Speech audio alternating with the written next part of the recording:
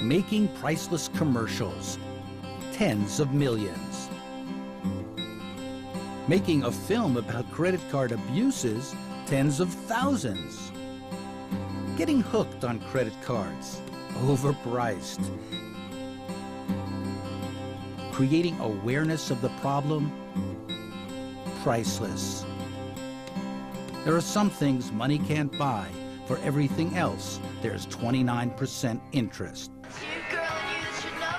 The companies say that if people are misled, it's because they aren't paying attention.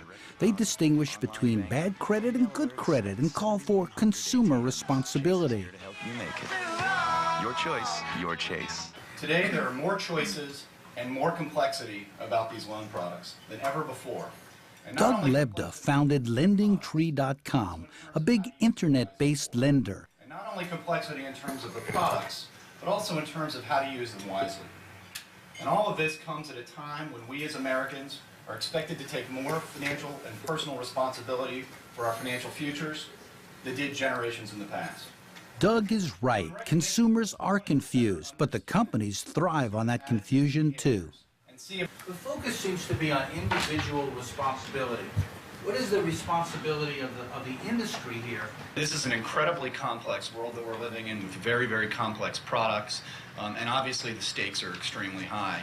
I think it's important that consumers stay very informed in that process, and we as LendingTree, as well as the industry in general, I think can do a very good job in helping to educate and helping to inform and making sure that consumers get the right answers. Bullshit. Did the banks say the same thing about mortgages? Did they say, we'll give anybody a mortgage? No, they have pretty strict restrictions and criteria by which they determine a mortgage. But that's what they say. Any institution that lends you money is obligated to define the conditions under which they're lending you money, which are commensurate with your ability to pay. Isn't that their responsibility? Don't they have a responsibility? Who's the they? The banks. Of course they do. lenders. Of course they do.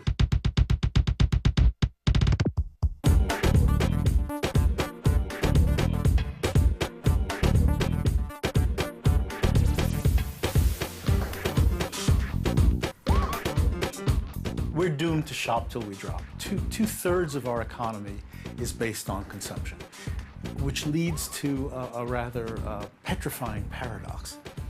If we cut back on consumption, which obviously is good for the environment, it's good for a number of things, the U.S. economy collapses. In a sense, we've built an economy that needs rampant consumerism as a fuel just to keep the engine going. I know I'm not the only one dealing with this because I spend a lot of my time at the park. I call it the office because that's where I live basically and work. And all of the moms that I know talk about this. This is part of our coping mechanism, is being able to complain to each other about how this is really affecting our lives. Tops on the conversation list is always our financial situation. You pay the minimum every month. You don't get ahead on anything. You do shuffle. We have an American Express that you have to pay off every month, so that gets shifted. We just shifted like $2,000 onto a Discover card that has the most ridiculous interest. And so that's got like $5 grand on it now.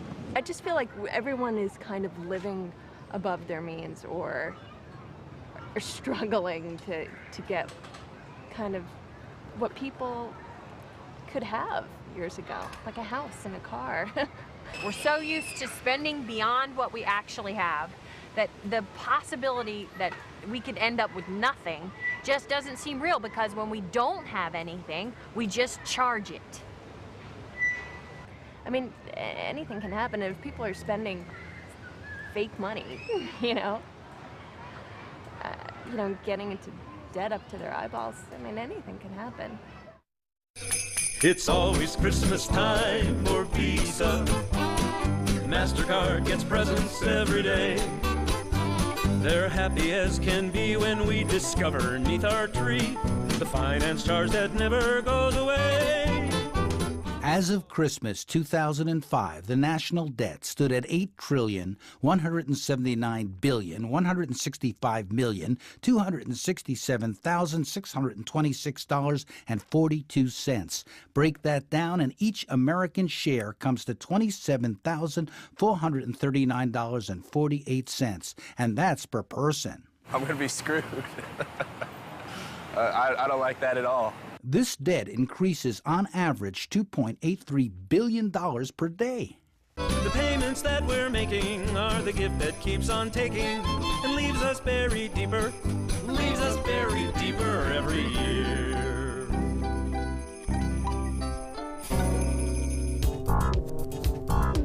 As the national debt threatens to rise to $10 trillion, a new national debt clock is being built. I know nothing about it. I know absolutely nothing except for it's just making my family even more poor. These figures boggle the mind and for most of us remain an abstraction. Few understand who is really responsible for this debt or what can be done about it. I know the figure behind me is what each family or each person in the family owes. I don't even make that kind of money. That's crazy. I'll never be able to pay it off in my life, okay? I don't know whether that's a graphic enough demonstration for a country that has the biggest deficit in its history, which, as I say, is bad for America, bad for the whole world. It is as if there are no limits on how much money the country and its people can borrow.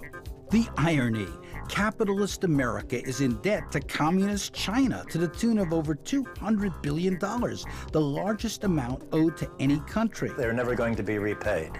Economic historian Michael Hudson, who worked for the Chase Bank, says the debt will never be paid back. Adam Smith said that no government had ever repaid its debts, and the same could be said of the private sector. The U.S. government does not intend to repay its trillion-dollar debt to foreign central banks, and even if it did intend to, there's no way in which it could. Most of the corporations now are avoiding paying their pension fund debts and their health care debts. The government and big companies may not have to pay, but people like you and me do and will. And our own collective consumer debt is staggering, doubling in the last 10 years. According to the Federal Reserve, it is now over $2 trillion. This figure, representing credit card and car loan debt, excluding mortgages, translates into approximately $18,700 per U.S. household. Add in mortgages, and we're talking another $7 trillion. Borrowing now, paying later has become our way of life. This is Shirley, and I'm calling from Card Service. We're in the office today to 10 p.m. Central Time, and it's urgent you return the call today. Collecting debts today is a growing business, with an army of companies out to pressure you and then sue you when you don't pay off. Even when annoying, these calls seem to be an improvement over the days when a loan shark might break your kneecaps if you didn't pay up on time. There'll be another envelope, same amount, tomorrow night. A lawyer who prosecuted loan sharks knows how it works. Lou Cherico. The loan is enforced by threat, by violence, but in almost no cases does the violence escalate to an actual killing of the victim. Because if the victim is killed, the loan is gone. So if you want to use the term, an administrative beating could be given, a beating enough to make the victim feel threatened, be harmed, but not sufficiently bad so that the victim can't function to get the money to pay the loan shark. That's the way the system works. These loans are very expensive, but often the only funds small businesses can get. The guy who has the bodega in the South Bronx, he's got to pay for his vegetables every day. He has a couple of bad weeks. Still, if he doesn't pay the vegetables, they don't deliver. He has nothing to sell. So he goes down the street to his local bar where his local loan shark hangs out, and he says, listen, I need $3,000 for a week. The guy says, I'm going to charge you $500. If you don't pay it back next week, it's $300 for every week after that.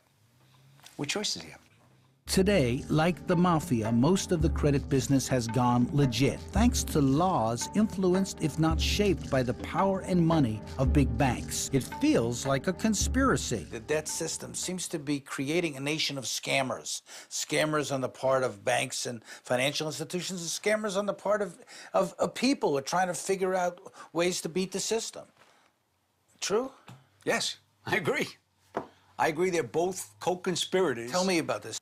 In doing this and making this money, they are in effect perpetuating this conspiracy because they're giving it to people that they know cannot pay the money back and cannot afford the usury.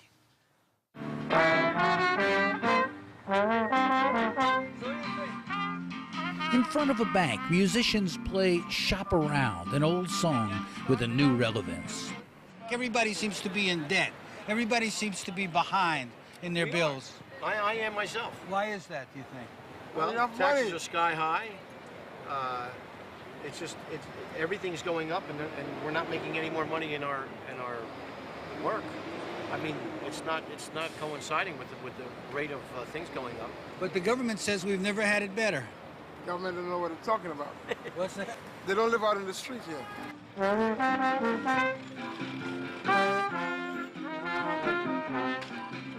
To interview households who had incomes. Tamara Drought of the Demos think tank says that while financial education can help some people, it's not the answer, because credit card debt, which has tripled since the 1990s, is a symptom of other changes in the economy that it's rarely connected to. One, we're not going to educate our way out of this problem. Financial education is wonderful, and we need to do more of it, but what's driving a lot of the debt among these households is not a lack of budgeting or a lack of financial savvy. It's an economy that is increasingly stacked against them. Debt is a symptom of much larger economic and structural issues facing households. One, we've seen a decline in incomes or a stagnation of incomes, particularly in the lower income household range and also for middle income households. At the same time, costs have really skyrocketed. Healthcare, housing costs, the cost of sending a kid to college. And finally, we've got to look at public policy and what has happened. And what we see is a real retrenchment in terms of providing a safety net for households. How did it happen? How did we go from being a nation that made things to a nation that buys things? How and why has the economy become reorganized around the means of consumption instead of the means of production? When did the mall replace the factory as America's economic engine?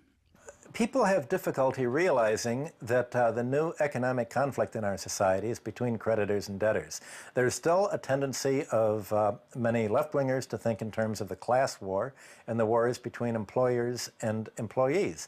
But the real economic war, where all the money is being made, is between creditors and debtors, because that's a free lunch. Credit and debt are transforming our industrial economy into one based on financial services and service providers. As the gap between the haves and the have-nots deepens, having property is often considered the only way to build wealth. The real estate economy is the centerpiece of the American economy. If anybody wonders why the American economy has survived the last half dozen years, it is because the centerpiece real estate economy has done so well. And isn't credit really central to that, and debt? Indeed. You do not purchase a high-priced home to live in, typically, without borrowing to buy.